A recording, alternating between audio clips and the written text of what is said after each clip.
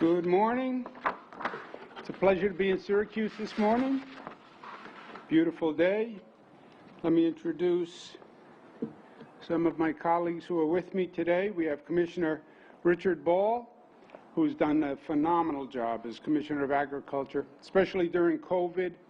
The connection we've made between upstate farms and people who need food during the COVID crisis has been fantastic. So it's a pleasure to be with him. I want to thank him for his great job. I want to thank Troy Wapner for his management of this fair, but also management of the fair during COVID, where he has now just not been managing the fair, but also facilitating a mass vaccination site, which is not in the normal definition of a fair director. But he has stepped up and really done an amazing job. We have Assemblyman Bill Magnarelli, who's been a long-term great representative for this area, and I want to thank him. Assemblyman Al Sturpey, I want to thank him very much. They just did a state budget. I think it's probably one of the most formidable budgets that we have done ever. It invests in New York, it rebuilds post-COVID, fixes much of the pain that was done during COVID, and also opens up a new chapter for the future of New York. So I want to thank Assemblyman Magnarelli and Assemblyman Sturpey for that. I want to thank the vendors who are here with us on the State Fair. I'm going to have an announcement on that in a moment. Let me just give you a quick update on the COVID numbers, because this is all interconnected, right? The State Fair, businesses opening, and the COVID positivity, and the vaccination progress for COVID. The statewide average on COVID yesterday was 2.39%. 41 New Yorkers passed away yesterday from COVID. They're in our thoughts and prayers. Those two facts work together. 2.39 is a great progress on reducing the positivity rate of COVID. But the fact that 41 New Yorkers passed away also makes the point that we're not out of the woods and people are still dying, so take it seriously. We had 3,100 New Yorkers hospitalized for COVID yesterday. That is the lowest number since November 26th, okay, which means we're back to where we were before Thanksgiving, before the holidays, which is good news. 729 COVID patients in intensive care. That's the lowest number since November 30th. 454 intubated. That's the lowest number since December 4th. So great progress on the positivity numbers. Statewide, we see a variance in the positivity. That shows you the nature of COVID. What is controlling the spread of COVID? We are, community by community. And you see a variance across the state depending on how that community behaves and how seriously they take COVID. The range in New York goes from Western New York at 3.5% positivity. Next is Finger Lakes, 2.7, Mid-Hudson, 2.4, Long Island, 2.2, New York City, 2.2, Capital Region, 1.6, Mohawk Valley, 1.4, North Country, 1.3, Central New York, 1.2. Congratulations. That's great progress. Central New York is second only for the lowest positivity to the southern tier, which is at 0.8. Statewide, that 7-day average is 2.1%. That's the lowest level since November 8th. So the positivity is going down, vaccination rate is going up, and that's what we want to see. We have done now 14.5 million shots for New Yorkers, which has been great progress. 345,000 shots at the State Fair. Let's give the whole team at the State Fair and the National Guard a round of applause. On the State Fair, as the State Fair, to change an old saying, the fair must go on. The State Fair is special. It's special to all New Yorkers. It's a great institution. It's the oldest fair in the United States. It's the third largest fair in the United States. We've invested a lot of money in the fair. For many years, the State Fair was, let's say, stagnant, and it was not developed to its full capacity. You know, state fairs, like any other business, any other enterprise, any other attraction, you have to update it. You have to invest in it. It has to grow. It has to evolve. And for a long period, the State Fair in New York stagnated. We changed that several years ago. We've done over $120 million investment. And let's give Commissioner Ball and Troy a big round of applause for their good work. We have people from 28 states that visit the fair. People come from over 6 countries. We have had record attendance at the State Fair over the past few years, showing that the investment and the growth in the fair has worked. It's attracted more people. So we should be proud of that. And this year the fair is going to go on. We're going to understand the reality that we're dealing with, but the fair will go on for the full 18 days. That's August 20th to September 6th.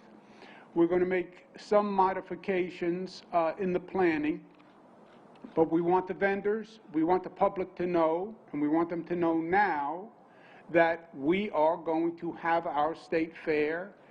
A lot of planning goes into place to have the state fair. So we want the vendors to know now, to plan to be here. We're going to organize it a little differently. We're going to have the fair set up in 4 areas. So we have a better sense of what the capacity is and what the crowd size is. We want to keep the crowd size at about 50%, so we'll have 4 separate areas: food and beverage, amusement, rides, concerts, and the agricultural exhibit. And that will give us the ability to control the number of people who are coming and going. As I mentioned, it'll be a 50% capacity is the current plan. The concert area will operate pursuant to the concert protocol. But we're talking about operational rules that are starting August 20th, okay? That is months away from where we are today. If you had asked me 4 months ago, would we have made as much progress as we made? I would have been dubious. So these are general operating principles. They will be revised between now and August. And if things keep going the way they're going, they will be revised up. More capacity, more flexibility. If we keep that COVID positivity going down, we keep the vaccination rate going up, you're going to see more and more economic activity, and you'll see that here at the State Fair also. So these are estimated guidelines to operate, but I believe they're going to be adjusted up by the time we get closer to the actual fair date. So the main message is the fair will be open. Mark it on your calendar. Start to plan to buy tickets, and vendors start to get ready. And then as we get closer to the date, as I mentioned, we'll have more specifics. But to give you an idea of how well the situation is going here in New York, we're going to continue to increase the reopening. This has been conducted on the facts since we began. If you tell me what the positivity rate is doing, you tell me what the vaccination rate is doing, then I can tell you what the rate of reopening is. And as our positivity is coming down and our vaccination is going up, you're going to see more reopening. Today we're announcing that outdoor stadiums can go from 20 to 33%. So we'll increase the capacity in stadiums. Offices can go from 50 to 75% occupancy. Casinos can go from 25 to 50% occupancy. And gyms and fitness clubs, 33 to 50% occupancy. And that is outside of New York City. So the arrows are all pointed in the right direction. We just have to keep the arrows pointed in the right direction. And that is a function of what we do. As hellacious as this has been, as complicated as COVID is, with variants of interest and this one and that one, it's still simple in the final analysis. It is a virus. And we know how a virus spreads because we've lived with them all our lives.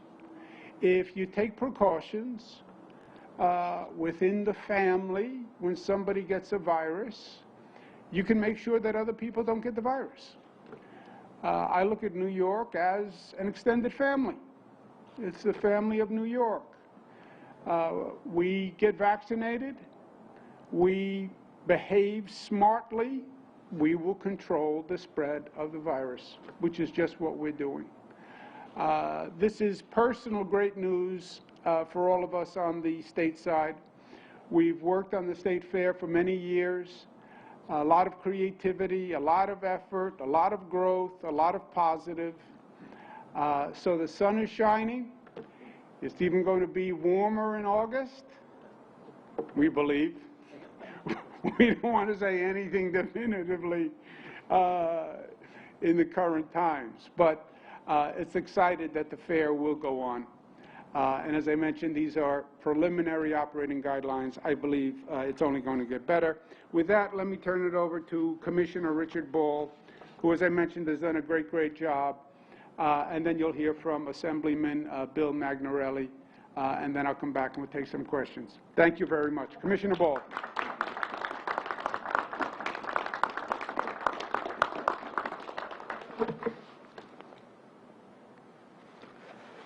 Oh, good morning. It's great to be back at my home away from home in Syracuse at the fairgrounds here. Thank you, Governor.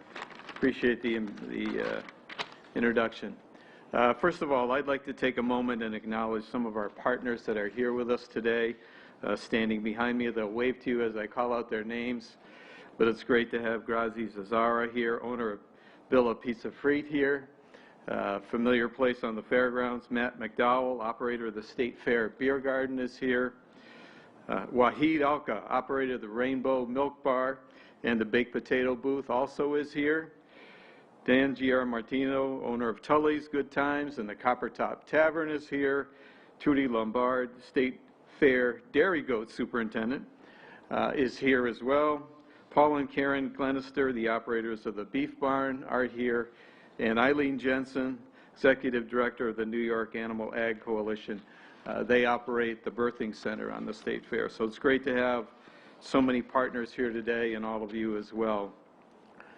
I have to stop and just say thank you, Governor, for your extraordinary leadership during this past year. And we all know that it has been a brutal year. But the people of New York, they fought valiantly. We fought hard to defeat this virus. And now we're on the cusp of actually doing that. I want to thank Troy Waffner for his dedication and his professionalism here. Troy, you and your team epitomize the very best in public service. I often say Troy's my right arm. He's really my right arm and my left arm here.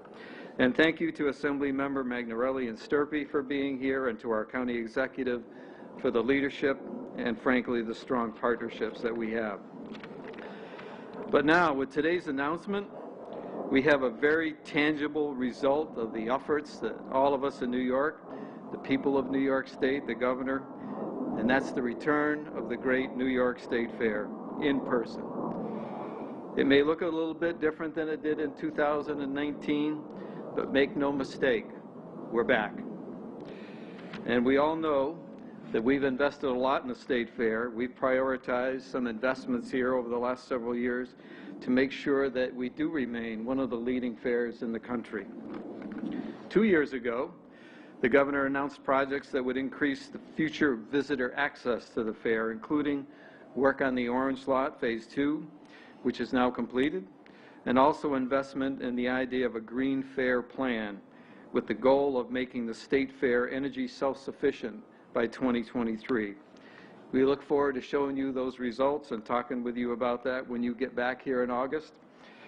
The fair plays such a vital role for all of us in connecting the dots, inspiring our children, our grandchildren, about the joys and the importance of agriculture. As you know, agriculture was not canceled, was not postponed this past year. New York farmers showed their central role in New York's economy and to our food supply chain.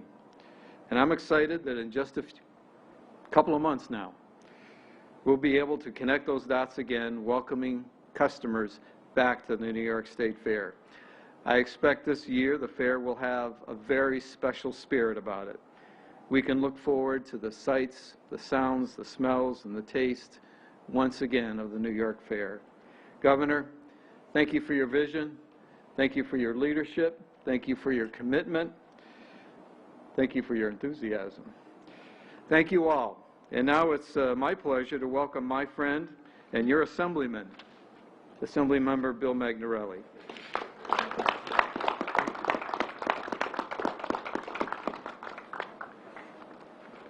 Okay.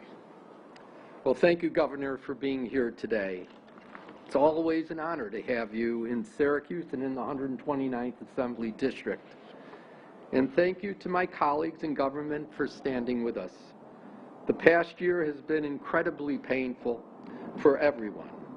I grew up here in Syracuse, so one thing that hit close to home was canceling in-person attendance at the State Fair. The Great New York State Fair is the nation's first and oldest state fair, and the largest state fair in the East. Not only is it a major economic boon to our region, but it's also a major part of our community and our identity. We went from record attendance of over 1.3 million people here for the State Fair in 2019 to 0 in 2020. It was painful, but that's what we had to do to keep everyone safe during the pandemic. In that time, the New York State Fair never stopped its programming. There was drive-through fair food, there were fair-at-home contests, and of course, the famous annual butter sculpture. Still, nothing beats being able to visit the fairgrounds in person. With the vaccine, we can finally see a light at the end of the tunnel. Thanks to the governor, we have had a state-sponsored mass vaccination site here at the State Fair Expo Center. Who would have thought when we built that that's what it would turn into? I encourage everyone to get the vaccine. Under the governor's leadership, we have also passed the budget. Hardest budget we've ever done. But in every step of the process, we were thinking forward, not backwards. We're not just looking for a return to normalcy. We're going to build back better and work towards a bolder, brighter vision of the fair and for New York State. The governor and legislature invested in projects to increase future visitors' access to the fair, as already had been talked to by the commissioner, by including Orange Lot Phase 2 project completed September of last year. Also at the state, the state has invested in the Green Fair Plan, resulting in the fair expecting to be 100% powered by renewable energy by 2023, an incredible goal. A few years ago, the governor led a transformation of the fairgrounds, investing over $100 million to create a facility that could host events throughout the year that would draw people to the area. Since that time, we have seen record fair attendance. It mirrors investments to restore the iconic Hotel Syracuse and the Syracuse Airport, creating a modern link to the nation. The state's investment in Onondaga Lake, which now boasts boat regattas, and the Onondaga Lake Amphitheater enhance the overall economic ecosystem of the region built around travel and tourism. The impact of the fairgrounds has been magnified. This strategy has been paying massive dividends. These are good examples of the governor and the legislature working together effectively, and the progress that we make when we work together for the people of the state of New York. So again, thank you, Governor, for your leadership in bringing Onondaga County to greater heights, and your support throughout the course of the pandemic, and for your vision of building back a better New York. Thank you.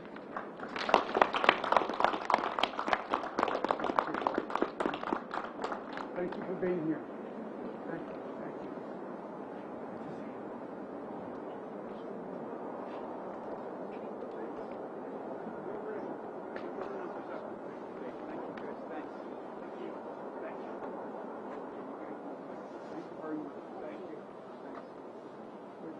Come in.